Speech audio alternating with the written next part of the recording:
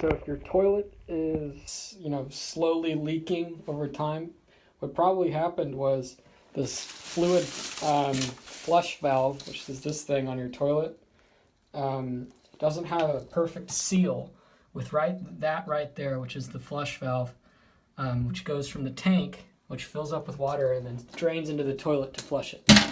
So what I've done here, that was just rust and stuff that I scraped off here, but what you do is you just turn your water clockwise all the way, and then that makes this thing not drain. You can also just prop it up with a pin or something to hold it up, that way it doesn't drain. And then you fully just hold this down until all of the water flushes out. There'll be some left. Take a sponge, get all of that water out of there. You can even just squeeze it into that hole right there.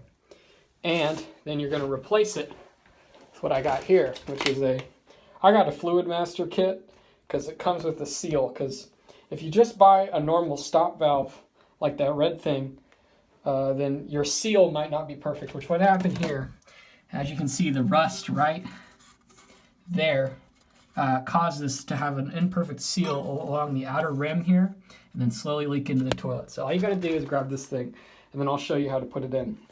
Dry along here, so I've taken microfiber towel, just wiped along there, and as you can see, there's still a little bit of rust there, but it is dry. Now what I've also done is tried to get some of the rust out with a Phillips head screwdriver, and you just kind of click it on there and you get some of it off to prevent further corrosion. So now we're going to put on the ceramic seal onto this. So what we've done here is made sure that without taking the tape off first, kind of position it in a way that it's going to flush, and we make sure that by pulling on it, usually you want the chain closer to this side of the toilet, it's going to open and allow for flush. The numbers on the top here symbolize how much of it it's going to allow to flush. It's how quickly it goes back down, and we're going to keep it around 6 just because this is an older toilet.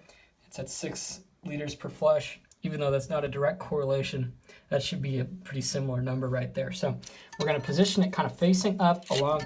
This is a Atlas toilet, so it's at an incline, and then we're going to push it down with the putty after we take off this here ring right here.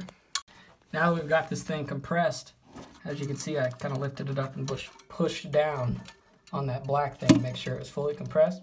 We're going to let that dry. And then as you see, I kind of looped the chain right there on there. So when you click it, boom, flushing just like that. You have a good seal now. It shouldn't drain. So let's let it 20 minutes to dry out, and then we'll fill it back up.